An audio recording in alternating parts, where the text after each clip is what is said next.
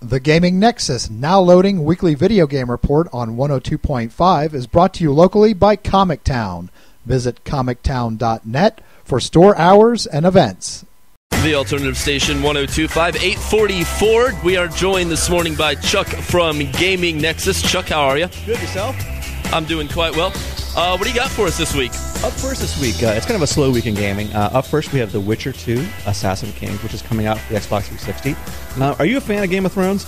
I have watched. I'm not familiar enough with the series to know everything that goes on, but I've enjoyed what I've seen. So it's a very low fantasy world, right? So you've got a lot of violence, a lot of foul language, and probably more nudity than you really need, right? It depends on your definition of need. I don't know. Yeah. So The Witcher 2 is kind of set in that low fantasy universe. You play a character named Geralt of Rivia, who is a Witcher, which you can probably get from the title, and he's a professional monster hunter. And these guys are completely are raised from children to be, they're genetically modified. They can see in the dark. They've got enhanced resistance to magic and drugs and or potions and things like that. So kind of like superpower-esque. Very similar, yeah. So a generic kind of a Captain America modified super soldier kind of way. Right. So this game actually came out for the PC last year, and CD Projekt, whose developer, has actually gone back and built this game almost completely from scratch for the Xbox 360. I had a chance to play it back in March at the Game Developer Conference, and it's awesome. This is going to be one of the games that's going to compete with Mass Effect 3 for RPG of the year. Okay. I think if you're looking for a really cool, very deep, very mature, very adult game, this is something you're going to want to pick up, as it's fantastic.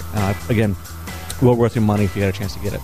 Awesome. So. There's also another one you've got this morning. This is kind of interesting to me because it's the sequel to another game that had come out, I want to say 3 years ago, and that's Trials Evolution. Yep, this game, the first Trials HD kind of came out of nowhere. Right. And it's kind of a remake of an old Nintendo game, kind of similar to Excite Bike.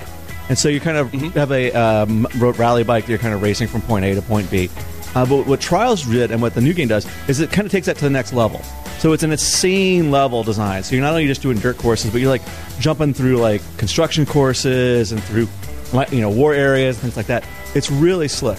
So I remember, of course, in my video game days, it was all Mario Kart, and they had all these not really fantasy levels, but I guess in a way they kind of had the fantasy levels going on where you jump through rings and just different random things that kind of has the same tones. Yeah, exactly. Yeah, it's 2.5D, so you're kind of it's a side-scrolling, semi-3D look. But what's cool about it is not only you play the game by yourself, you can play online with your friends, or you can play locally with your friends.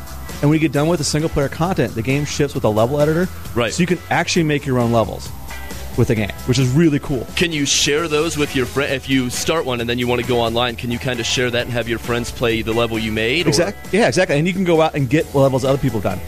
So not only for $15, you're getting a pretty solid game already, and then you're getting a near infinite experience in that you can go out and pull down, only create your own levels, but pull down stuff that professionals have done. So you're not going to, after a month, be tired of it because there's always something new. Exactly. Where you can go with it.